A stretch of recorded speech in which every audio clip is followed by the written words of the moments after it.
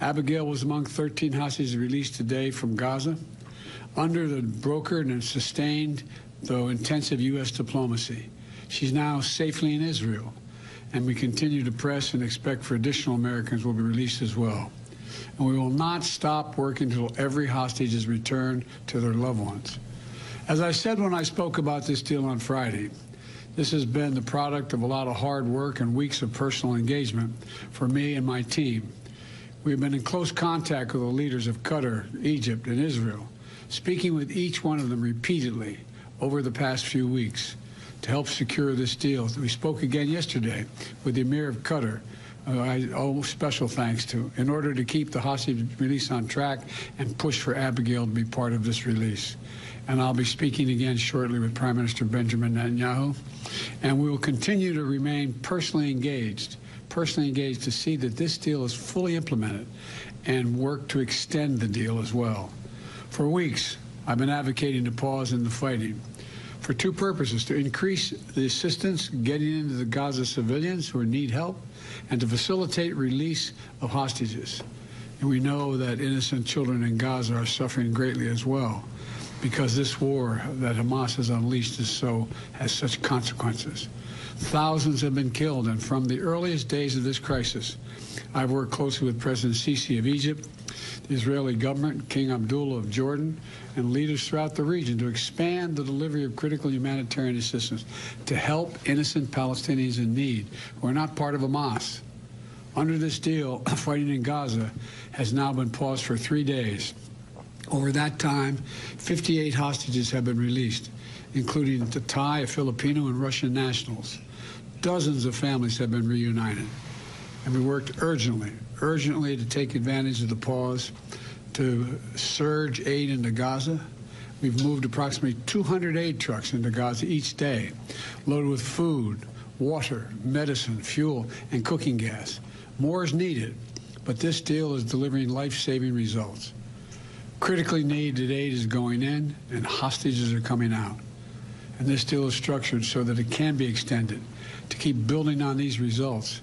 That's my goal. That's our goal, to keep this pause going beyond tomorrow so that we can continue to see more hostages come out and surge more humanitarian relief into those who are in need in Gaza. We've seen this is the day-by-day approach, hour-by-hour process. Nothing is guaranteed, and nothing is being taken for granted.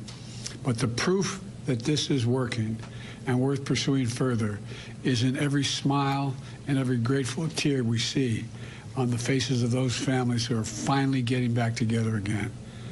And the proof is little Abigail. More than 20 other children, 18 years and younger, have been released. They've been released through this deal as well. They've endured a terrible ordeal, and they can now begin the long journey toward healing. And I'm going to continue working with the Emir of Qatar, President Sisi of Egypt, and Prime Minister Netanyahu of Israel to do everything possible to see the hostages are freed, all the hostages. I'm grateful for the personal partnership as we pursue this deal from each of those men I just mentioned. And as we've worked together to see all this implemented, and now to try to extend it further. I'll continue working with all our partners to take the hard but necessary steps to build an integrated and more prosperous and more peaceful future in the region. A two-state solution is the only way to guarantee the long-term security of both Israelis and Palestinian people. To make sure Israel and Palestinians alike live in equal measure of freedom and dignity. We'll not give up on working toward that goal. So thank you very much. But thank God she's home. The little, I just can't imagine the enjoyment and I wish I were there to hold her. Mr. President, do you have an update on the other Americans who are being held and any sense as to when they would be released? We are hopeful, but I don't have anything firmly to tell you at this moment. Sir, do you expect that if you are able to use this momentum to extend the pause, have you extracted any guarantees about proof of life for other hostages, or do you have an expectation of how much longer you could push this pause? Well, look, you know the deal calls for every 10 hostages released to extend another day. So I'm hopeful this is not the end. It's going to continue, but we don't know. And but I get a sense that all the players in the region, even the neighbors who aren't and have been directly involved now. We're looking for a way to end this so the hostages are all released and Hamas is completely, how can I say it, no longer in control of any portion of Gaza. And do they have control of all of the hostages, or are there still other militant groups that you have to deal with? We think there are probably other militant groups, but we're not certain.